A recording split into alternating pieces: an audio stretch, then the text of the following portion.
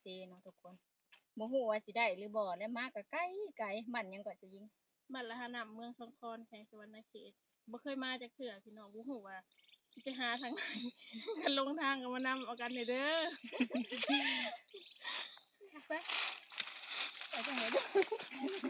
ได้สิอันจักออกทางรถหรือบ่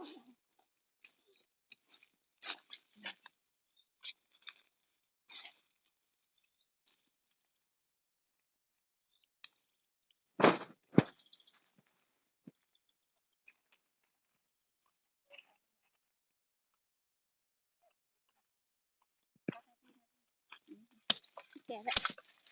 กับวังบ่อนอต้นอิฐบ้านขะหลีเลย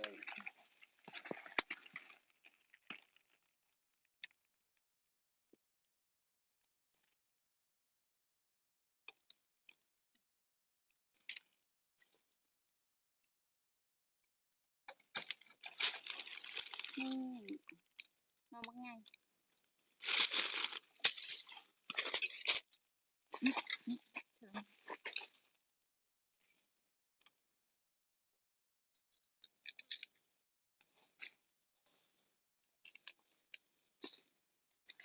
ได้เอาปอกคันนี้เลย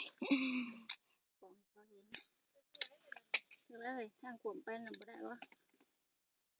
บ่เคยได้มาพากันมาก็ซ้อม10 คนสิลงป่า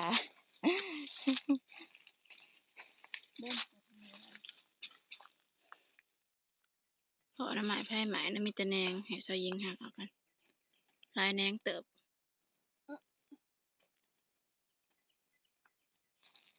หลายแหนงสิ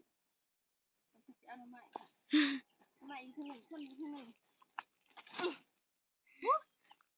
ฮ้อนพี่น้องฮ้อน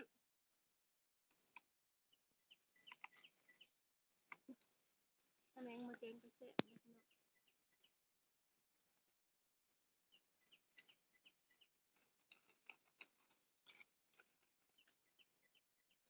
งามอยู่งามๆนี่จะยิงตัวมาพอ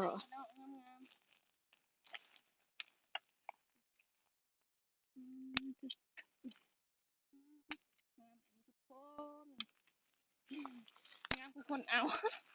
งามคือคนหาเด้องามแห้งเลยมาเด้อมาหาหน่อไม้น้ำกันเด้อโอ้ยเปิดสิพ่อวังหนึ่งกะบ่แม่นง่ายเด้อพี่น้องเอ้ยเมื่อยย่างจนเมื่อยเปิดสิพ่อบ่อนนี่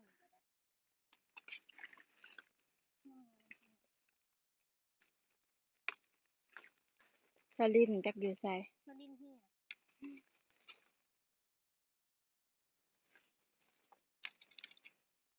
สลินเฮียแล้วมันจะเอิ้นมันจะยิงให้เอามันเบิดเด้อซะยิงไว้มันเหลือไม่ให้เหลืออะไรเลยค่ะเอาให้เกลี้ยงก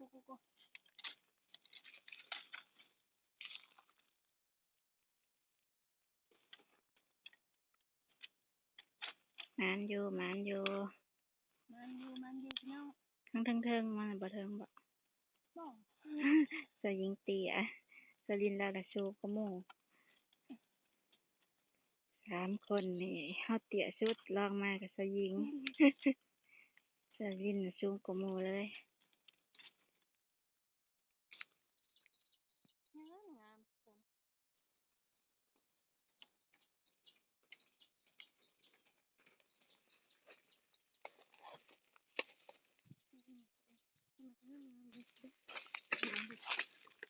มาเอาข้าวเหนียวก่อนเด้อพี่น้อง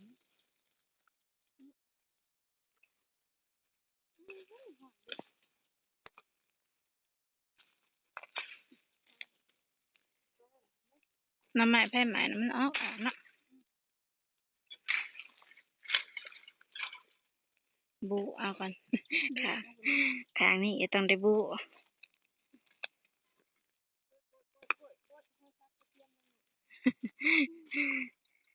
ซอยซะยิงนะทุกคน เราสิล่มละ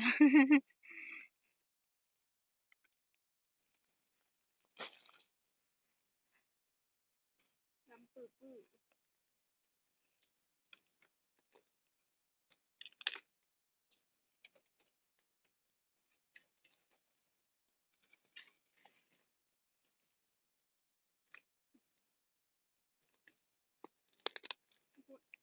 คันหาทางบ้านนะบ่พอสิได้เนาะต้องได้มาหาไกล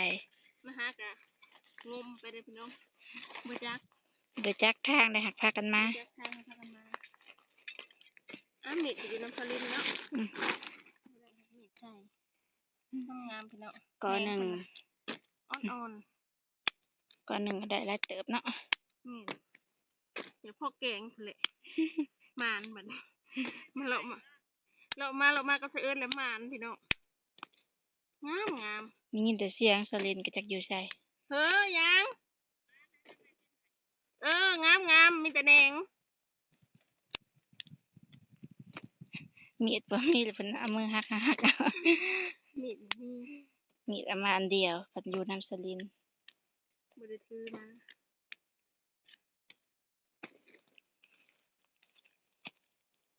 งามอ่อนๆพี่น้อง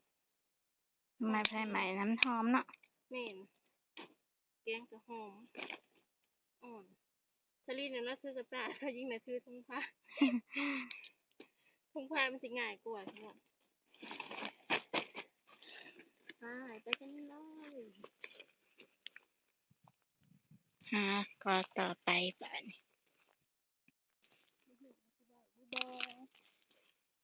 หาน้ำไม้ไผ่ไหม้จนเสือก็จนเปื้อนจนดำมั่ม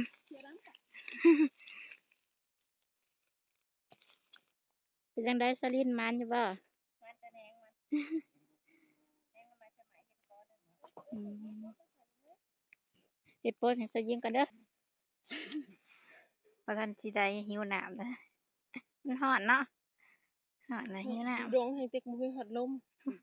จะงัดติ่งเกิดมาเกิดเป็นเทลินพาเขาอันกุ้งไม้ สิมาตายตอนจบ เดี๋ยวเป๊กหวานเพลง พ่อดองน้ำจังเฮาจิบน้ำพูนละอึกก็ไปต่อเลาะไปเรื่อยๆพี่น้อง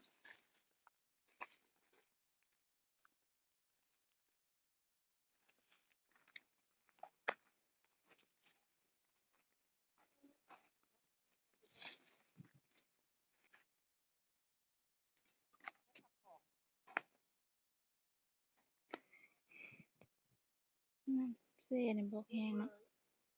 บกแห้ง ม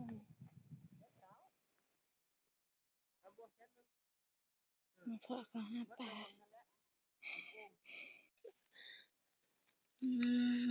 ได้อยู่ของคนปลูกปลามา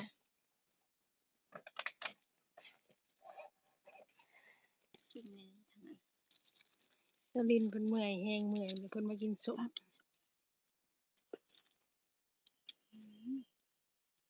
ประมาณเลยว่าจัก ของลูกให้เด้อ หาพ่อของลูกไปเนี่ยเมื่อยไปจะกินสมแล้วคันกินสมแล้วมีแห้ง หาพ่อของลูกสลินเนี่ยเด้อ เอิ้นคือบ่อยาก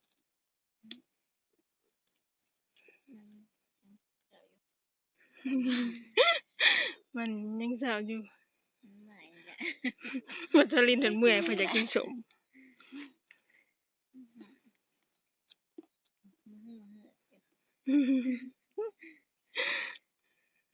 หลายสลินแล้วก็บ่มีหัวเด้เมื่อยซั่นบ่เห็นชาผมจะยืนนานมันเรื่องออก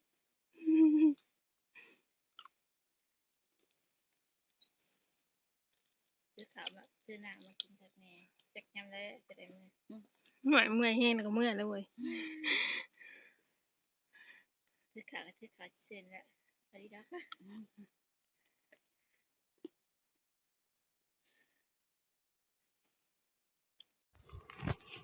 นี่คือเขาหน้าแซงเนาะ อยู่บ้านละหาน้ำห้ามอยู่ได้สิสุกแล้ว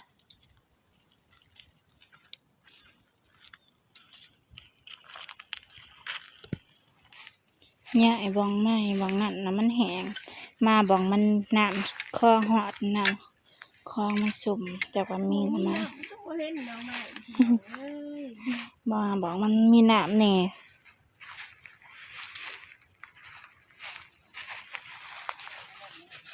สลินนะลุยเลยลุยน้ำแล้วสลิน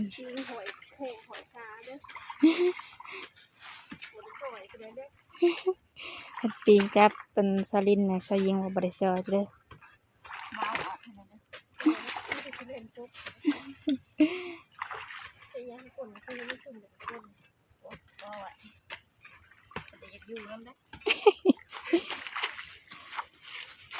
มีบอกเห็น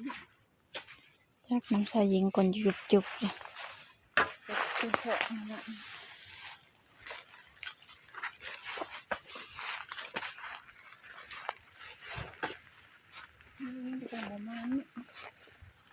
บ่มานชุมเฮานี่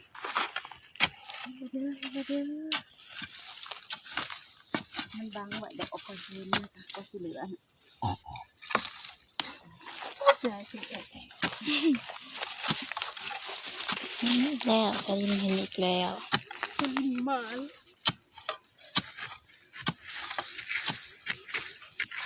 หนังเดี๋ยวเลยนอนคาทุกคน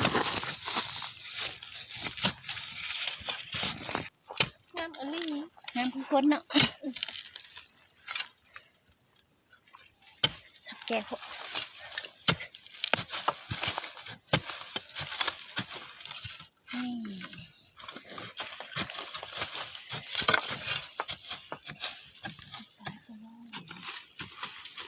นี่แล้ว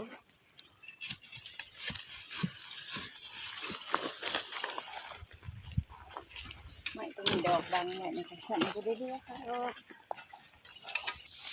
คันเดียวว่าคล้องมักแหละโคกสำได้กระหม่นไปได้พวกแกงมาม่านี่นะเป็นอาหารเอกลักษณ์ของชาวลาวเนาะโคกสำได้กับบริวารโคกม้อน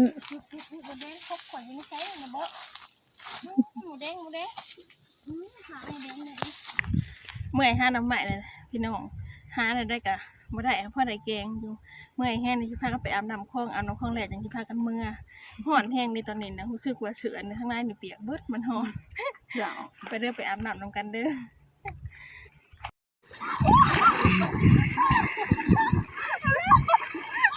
มันก็เหมือนนะเหมือนได้เหมือนได้ไงไม่หนาวันนี้เองเดินเล่นมาได้แบบวันนี้เอาเบาแล้วยักษ์ตัวพี่มาพี่วัดพัวคุณลองไปเลยรถบ้าเลยไม่กล้าลอง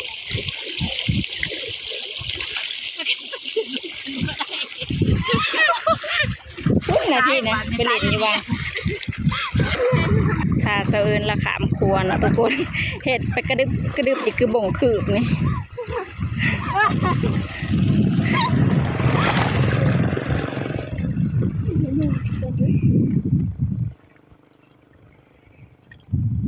พากันมาหาหน่อไม้แล้วก็เมื่อยแล้วก็มาแวะอาบน้ำคลองเนาะพี่น้องแห้งอะไรล้อจนอยากปิ้วคนไปเลยโศกคนไปละไปสวยยิง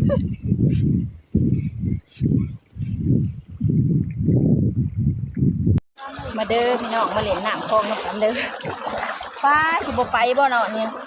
บ่ไปดอก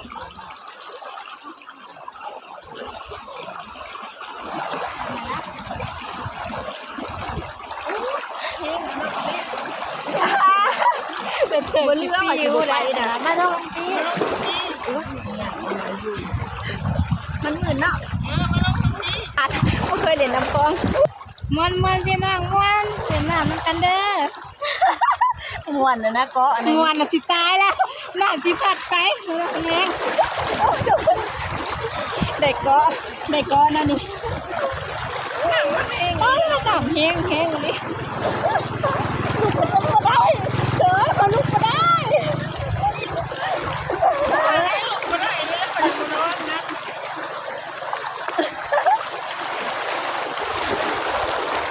อาซาลินขึ้นแล้วได้เขาลุกมาได้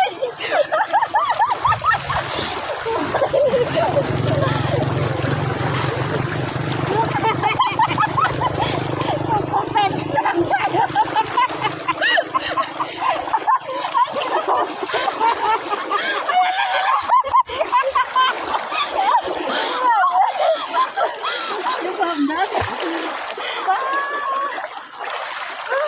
โอ้ยกินลูกได้แห้งอัดตัวงานทำไมไปลบ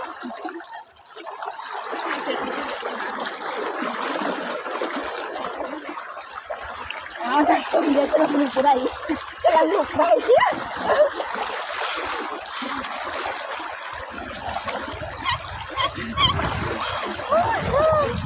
อะไรจะมาโยนก่อนกินลบตะเคาะไม้ไว้นั่นนี่คนสันละทัดไป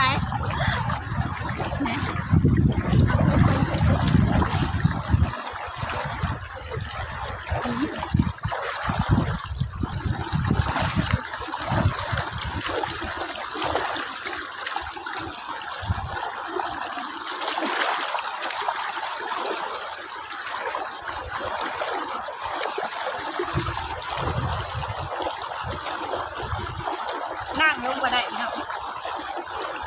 นั่งลงมาได้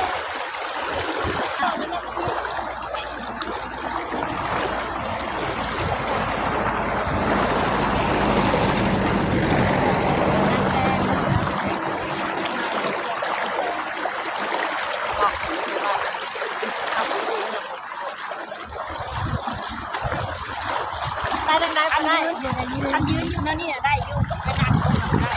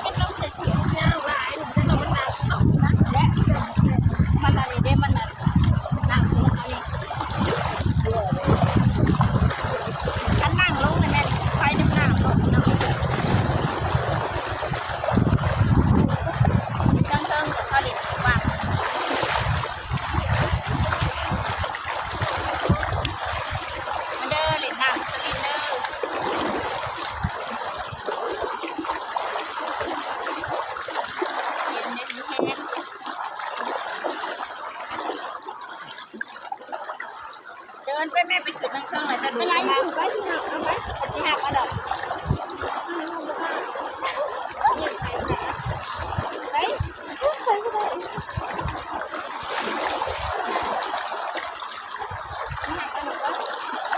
ไปเก่งได้ดีเลย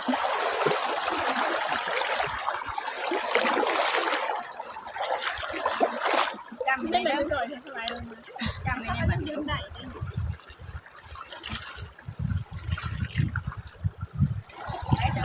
ไปถึงหาหักจะยิง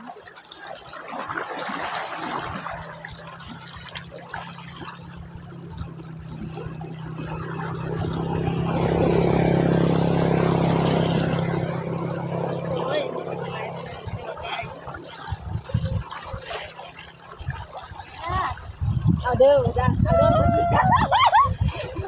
สิขาหักเอิญแล้วสิไหลลงมา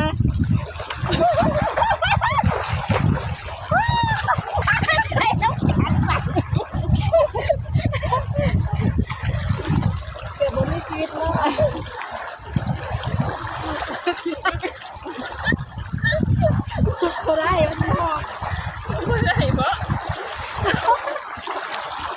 ลูกมันมอนแล้วแล้วแล้วเป็นไข่หนักมันมอนเก่งแล้วเป็นแบบนี้แบบโอ้ยจีนี่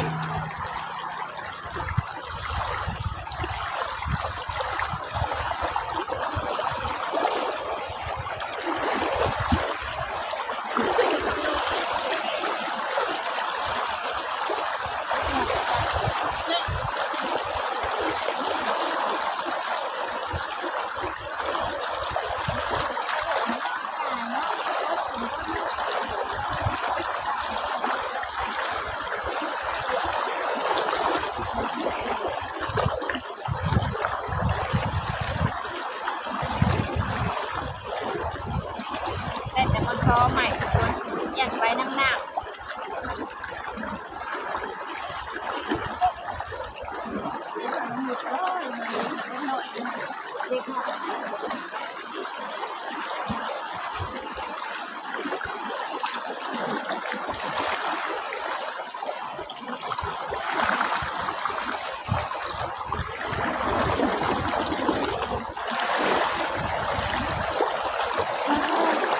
หนักนี่คือแห้งแข็ง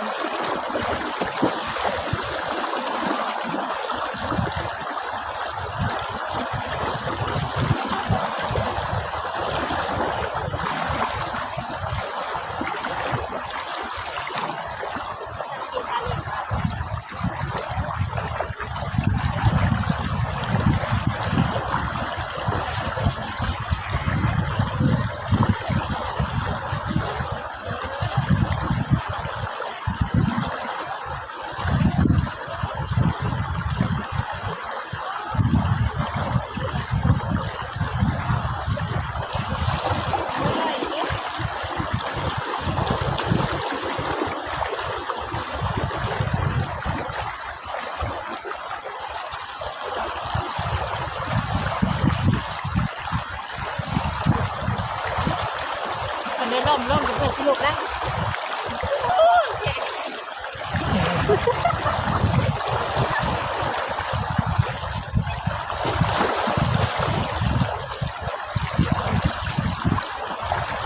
เมื่อหอดบ้านเนี่ยนะเมื่อบ้านเนี่ยมันลายพี่น้อง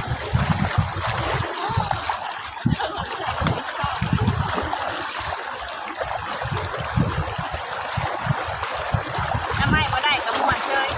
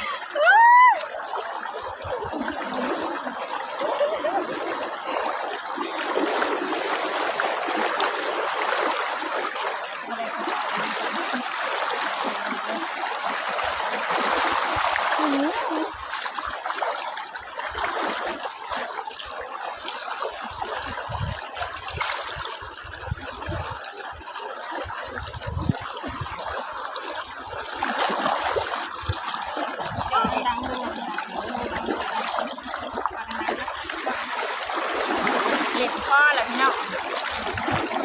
เมื่อยแล้วคลิปนี้ก็ขอจบเพียงเท่านี้เนาะพี่น้องเนาะหาขอกันใหม่บ๊ายบายนี่ก็แม่นเขาหน้าแซงเนาะทุกคน